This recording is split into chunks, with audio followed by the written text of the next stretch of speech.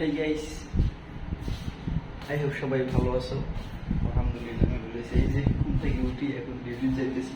কাজ তো করতেই হবে, আর বিদেশে আসতেই কাজের জন্য। So welcome to my new video. দেখুন পুরো বাসা ফাঁকা। এখন বাজে বিকেল 5টা। এখন ডিউটিতে যাইতেছি, ডিউটি যাচ্ছে আর কি। এই বাসায় কি সুন্দর পুরানা, কি ভাঙ্গা চুটা, ভয় লাগে আমার নিজের। এই যে এটা ওই রুমটা, এটার গেট, এটা পুরানা গেট। আর খুব কী অবস্থা সবার, আশা করি সবাই ভালো আছেন। আমিও আলহামদুলিল্লাহ ভালো আছি। ভাই ভালো ভালো তো কোনো ভিডিও দিতে পারি না। দেখুন এটা আমার ব্যাস সোহাগ, এখানে উপরে দিয়ে আরবি দিয়ে লেখা। হ্যাঁ, কত নিয়ম ভাই। এখানে জুতো অনুযায়ী যে ক্লাসগুলো সব করে তারপর ডিউটি করতে হবে।